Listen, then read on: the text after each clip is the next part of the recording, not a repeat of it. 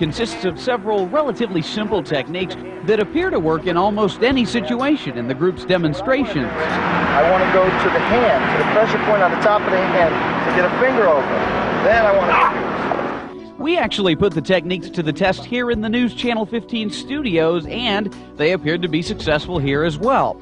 After spending a few minutes learning a technique from Shriver, our reporter Nicole Mansky, who has no martial arts training, was able to fend off a mock attack. Shriver's group is fighting hard to achieve federal approval and funding so it can train U.S. flight crews in this martial art. Group members have attended 6 airport safety hearings out west. Shame on me if I sit on my hands and do nothing. And the group has also performed several demonstrations, resulting in a letter of recommendation to the FAA from California Congressman Henry Waxman. Warriors for Peace has trained flight attendants and pilots from 4 major airlines, as well as personnel from the FBI, LAPD, military, and special forces. The flight attendants and pilots learned several Atemi-Ryu Jiu-Jitsu techniques to defend themselves from any direction and in a variety of positions. I was on a flight last night and they were terrified. You know what the lady said to me? The flight attendant said to me, you know, it's great that they have the pilots all locked up in the front there now, and they're just leaving us out here to die. There is a global network of an estimated 10,000 highly skilled instructors ready, willing, and able to train flight crews. I've been here doing these procedures for 10 or 15 minutes total, and I feel that somebody could come up to me right now and I could handle myself. Why should everybody be afraid? Because a handful of these bad guys are doing this, you know what I mean? And we have the skills, we can do this. All we have to do is do it, just do it. Just get us, let's get going. The mission of Warriors for Peace is to provide peace of mind through strength and knowledge, and to ensure that the tragic events of 9/11 never happen again.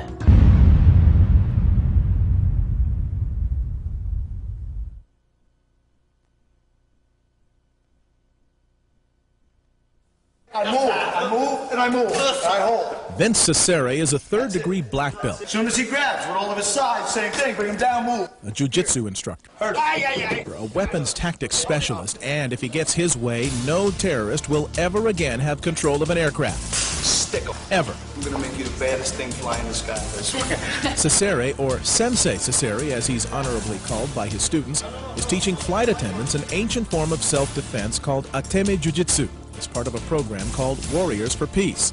Warriors for Peace started after Daniel Schreiber, a TV producer, lost a friend, a bond trader in the Twin Towers. And I went to his memorial and I said, I know martial art that would make a difference, and I'm going to make it my mission to tell as many people as I can. Look, if I don't do anything else... And that's the beauty of Atemi Jiu-Jitsu. You don't need a lot of training or a lot of strength, just the knowledge to hit your opponent's weak spots and the confidence to carry it out. You must know how to manipulate the peripheral and central nervous system by hitting certain areas that we teach you. And by that, you will control the person, because it's the knowledge that releases this great strength. It's not strength, it's knowledge. Knowledge is power. Just take a look at what 20 minutes of training can do. Diane Fuqua is a flight attendant for Continental Airlines. She used to feel intimidated by some passengers. Not anymore. Cesare and his Warriors for Peace want everyone in the cabin to be prepared. They teach flight attendants and pilots to defend themselves and stay in control. And now turn the whole thing that way. Nice! Now, I disarm the blade right now. I take the weapon, I put it here. That's it. Call for help. I want you working with him. The flight attendants ask Cesare what to do if they're strapped in during takeoff. What I'm going to give you is a few techniques that work in 1,000 different combat situations. When you're in it, you'll know what to do. A simple move. Stand up and push that. And the class masters the technique. For Cesare, it's a victory. For the flight attendants, it could make the difference between life and death. Total confidence.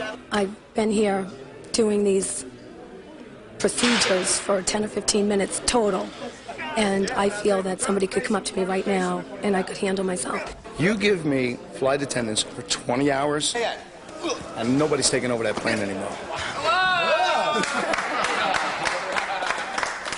How long?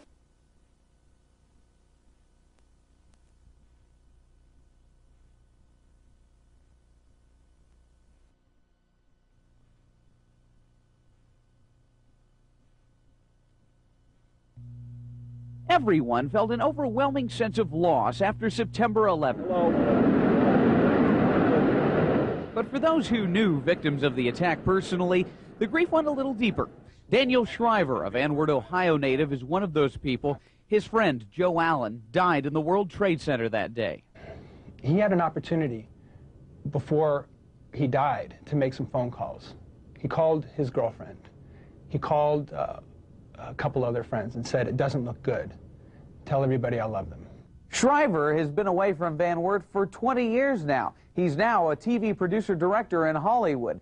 He and Allen had been friends for a long time. Years ago, they were both actors and waiters in L.A., and that's how they met. Allen had since given up acting and was working as a bond trader in New York when the planes hit the World Trade Center. He's the kind of guy that would fight for me, and so I'm picking up the fight for him and the thousands of others that can't fight anymore. But Shriver isn't fighting alone. He's part of an LA-based group called Warriors for Peace, a group that's being taken seriously by people in the flying business and the government. Their mission, to teach a form of martial arts called Atemi-Ryu Jiu-Jitsu to U.S. flight crews. Atemi-Ryu Jiu-Jitsu literally means a strike to the body's weak spot. It doesn't use size and strength. It uses knowledge and leverage. If we could rewind the tape and replay September 11th, when the first terrorist would have came up to the first flight attendant and put the knife, the box cutter, to the first flight attendant's throat, at that point, we would have foiled their plot. Black belt Vince Ciceri runs an Atemi-Ryu Jiu-Jitsu training center and is part of Warriors for Peace. He says with just a few hours of training, all flight crews could be equipped to fend off attackers regardless of their physical size. His group believes it can teach pilots and flight attendants a few simple grappling techniques that attack the body's weak points and render attackers ineffective. Our goal is to make sure that the flight attendants are trained, the pilots are trained, and the security people are trained so that America will get back to flying. They'll have renewed confidence in the airlines.